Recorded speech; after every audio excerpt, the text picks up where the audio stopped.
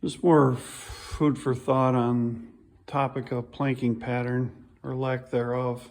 This is the garish that I got from Steve Lapey.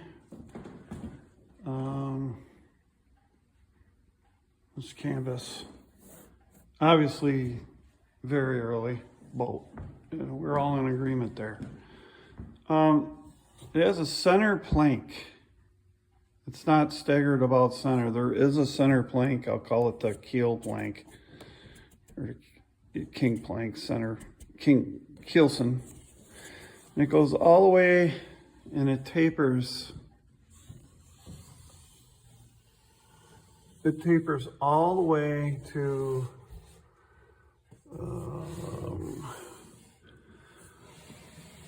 the stem, and it's as narrow as a stem. And then the next plank over on either side, they're different widths.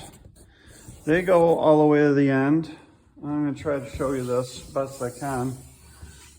They go all the way to the end. Sorry about the lighting. But you can see there, they taper all the way to the end of the boat as well.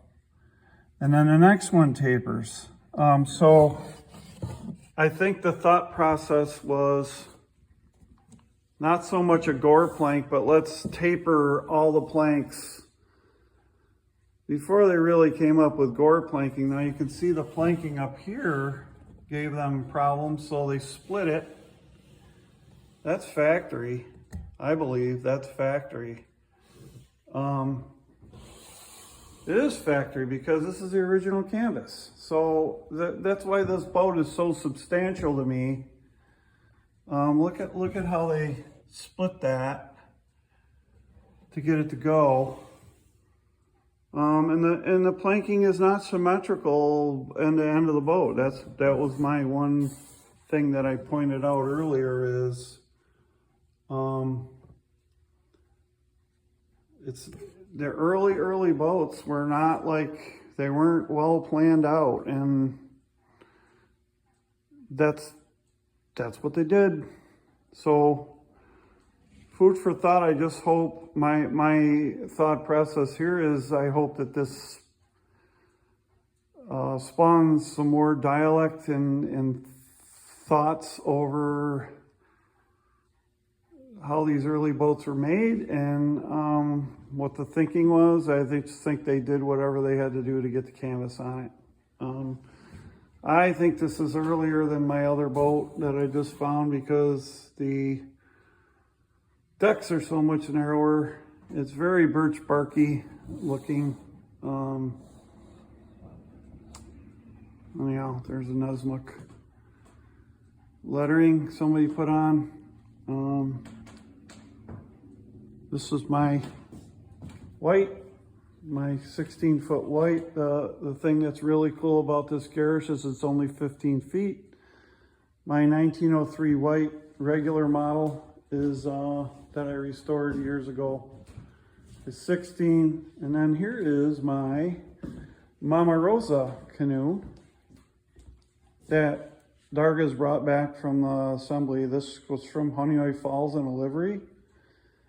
And this is my, just to see something, a challenge, if you will, Old Town / Edwin Long Boat Company canoe.